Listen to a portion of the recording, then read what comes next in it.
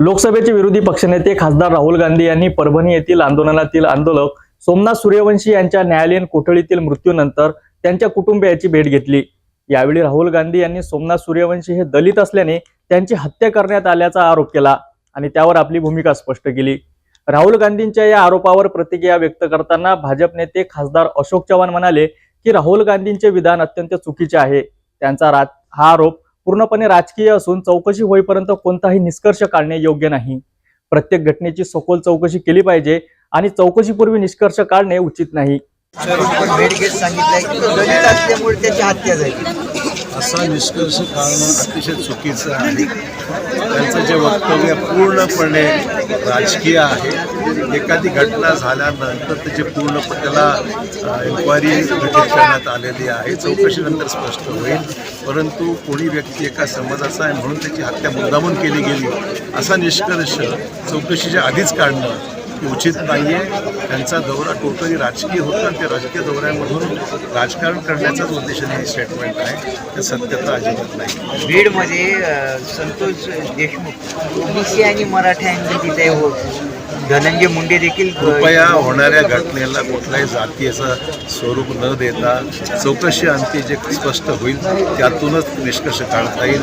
कुठल्याही समाजाला कुठल्याही व्यक्तीला बदनाम करणं किंवा समाजाला त्या व्यक्तीमुळे बदनाम करणं हे चुकीचं राहणार आहे। चौकशी पण ते स्पष्ट होईल त्याप्रमाणे कारवाई करता येईल।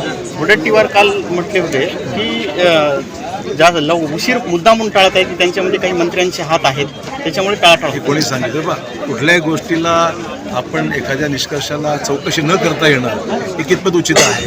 पोलिसांचं काय काम आहे? राजकीय पुढाऱ्याचा निर्णय घेऊन ठरवलं की हा दोषी आणि तो दोषी आहे, तर मग पोलीस कशाला आहे? आमचं म्हणणं पोलिसांनी चौकशी करून निष्पक्ष काम करावं, कोणाचा हस्तक्षेप त्याच्यामध्ये नाही आहे। आणि मुख्यमंत्र्यांनी स्पष्ट केलं आहे त्याच्यामुळे जो कोणी दोषी असेल किंवा कोणी कुठल्याही पक्षाचा किंवा कुठलाही मोठा किंवा लहान असा विषय येणार नाहीये, तो दोषी असेल त्यावर कारवाई करायची आहे। याच दरम्यान काँग्रेस नेते नाना पटोले यांनी खासदार अशोक चव्हाण यांच्या वक्तव्यावर टीका केली होती। नाना पटोले यांच्या टीकेला उत्तर देताना खासदार अशोक चव्हाण म्हणाले, नाना पटोले जर आमची लायकी काढत असतील तर त्यांची लायकी साकोलीच्या जनतेने ठरवून दिली आहे। त्यांनी 200 मतांनी निवडणूक जिंकली तर आम्ही 50,000 मतांनी निवडून आलो आहोत। नाना पटोले यांनी काल चंदीगड ऑर्थोडॉक्स लायकी असा शब्द वापरलेला आहे। मला वाटतं जनतेने त्यांची लायकी काय हे जे बोलले असतील तर नाना काय बोलले मला माहीत आहे, तुम्ही सांगताय हे म्हणून मी त्याला उत्तर देतो आहे। नाना जर आमची लायकी करत असतील त्यांची लायकी काय हे साकोलीतल्या जनतेने ठरवून दिलेलं आहे। 200 मतांनी आले, आम्ही 50,000 आलो, फरक आहेच ना। राजकीय वर्तमान आणि चर्चेच्या पार्श्वभूमीवर सध्याची परिस्थिती नेत्यांमध्ये वाद वाढला आहे, ज्यामुळे राज्यातील राजकारण अजूनही तीव्र होण्याची शक्यता आहे। असे सर्व अपडेटसाठी बघत रहा सिटी न्यूज। नमस्कार।